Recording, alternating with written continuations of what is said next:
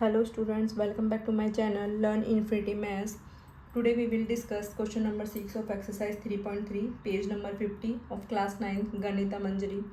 इससे पहले हमने क्वेश्चन नंबर 5 तक डिस्कस किए थे, होपफुली आपको समझ में आए होंगे। नाउ क्वेश्चन नंबर 6 आपसे पूछा गया है, show that 1/2 plus 3/4 whole bracket multiply 8/3 is equals to 1/2 multiply 8/3 plus 3/4 multiply 8/3।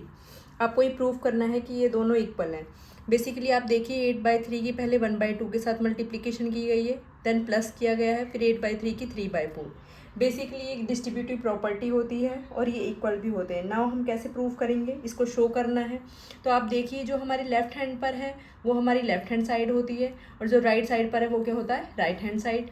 तो पहले हम इसको लेफ्ट हैंड साइड को सॉल्व करेंगे और सॉल्व करने के बाद देखेंगे कि आंसर क्या आएगा, देन कंपेयर करेंगे राइट हैंड साइड से।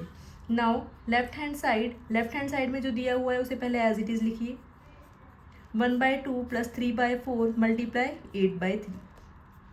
आप क्या करोगे, पहले इस ब्रैकेट को सॉल्व करोगे according to the BODMAS rule. Now आपका एलसीएम क्या होगा, 2 and 4 का। 2 and 4 का जब आप एलसीएम लोगे तो क्या आएगा, एलसीएम 4 आएगा।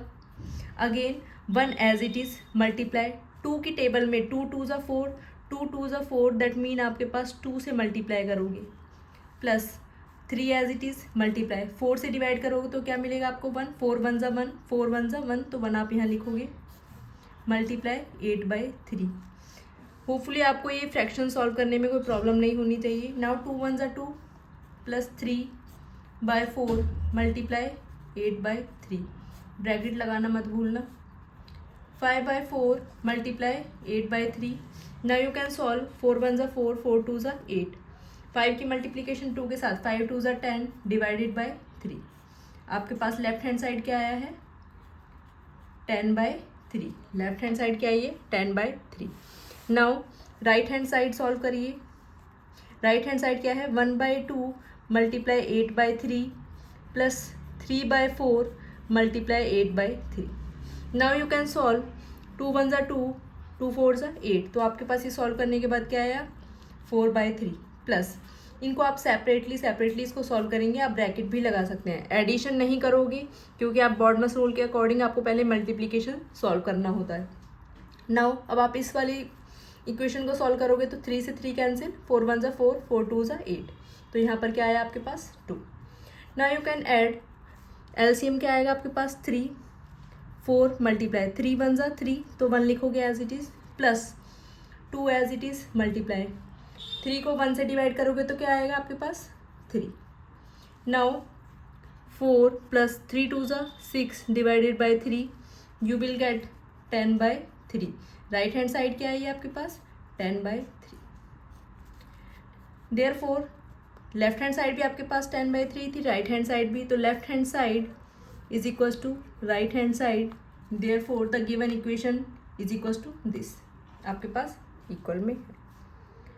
शो किया लेफ्ट हैंड साइड। आप कभी भी आपको वेरीफाई और शो करने के लिए बोला जाए तो आपको लेफ्ट हैंड साइड सॉल्व करनी होती है, then right hand side solve करनी होती है। और ये बेसिकली आपकी क्या है, डिस्ट्रीब्यूटिव प्रॉपर्टी, ये आपकी नेमिंग प्रॉपर्टी है जो आपको वेरीफाई करनी थी। Now move to the question number 7। Question number 7 देखिए, आपको सिंप्लीफाई करना है डिस्ट्रीब्यूटिव प्रॉपर्टी को।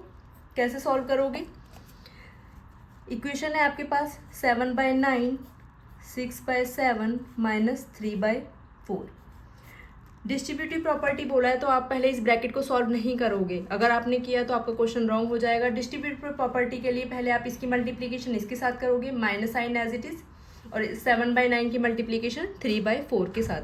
तो by distributive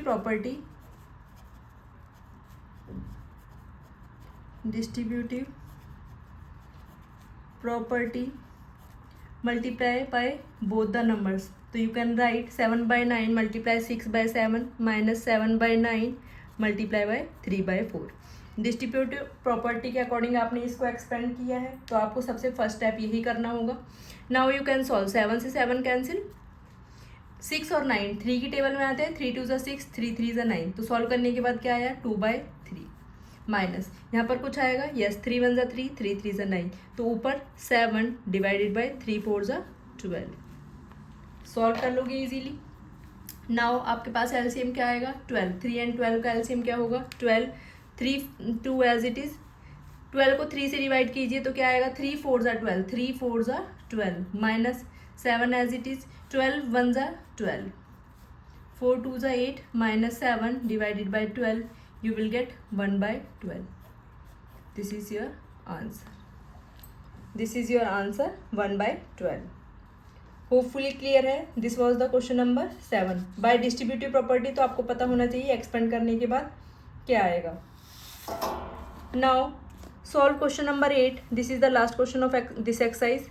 Find the rational number x. हमें x की वैल्यू कैलकुलेट करनी है. x की वैल्यू कैलकुलेट करनी है और क्या इक्वेशन दी हुई है 5/6 x plus 3/5 is equal to 5/6 x plus 1/2. आपको ये गिवन है. अब आपको सॉल्व करना है और हमें x की वैल्यू कैलकुलेट करनी है. इसका मतलब आपको ये इक्वेशन सॉल्व करनी है.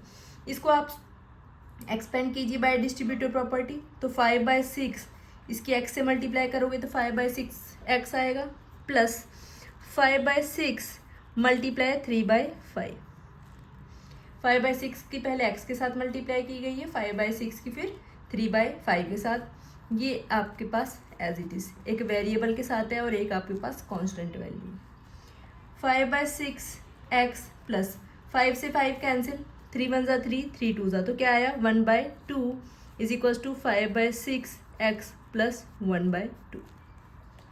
अब देखिए left hand side right hand side same है. अगर आप वेरिएबल्स को एक साइड करोगे कांस्टेंट वैल्यू के एक साइड करोगे तो आपके पास 0 0 वैल्यूज आ रही है जो पॉसिबल नहीं है. ऐसा तो हो नहीं सकता कि आप सॉल्व करने के बाद आपके पास लेफ्ट हैंड साइड भी 0 आए राइट हैंड साइड भी 0. ऐसा पॉसिबल नहीं है. ये कब पॉसिबल होता है अगर आपके पास ऐसी कोई कंडीशन आती है कि लेफ्ट हैंड साइड और राइट हैंड साइड इक्वल है. तो आपके पास क्या होगा एक्स की जो वैल्यू है वो कोई भी वैल्यू हो सकती है. X can be any rational number.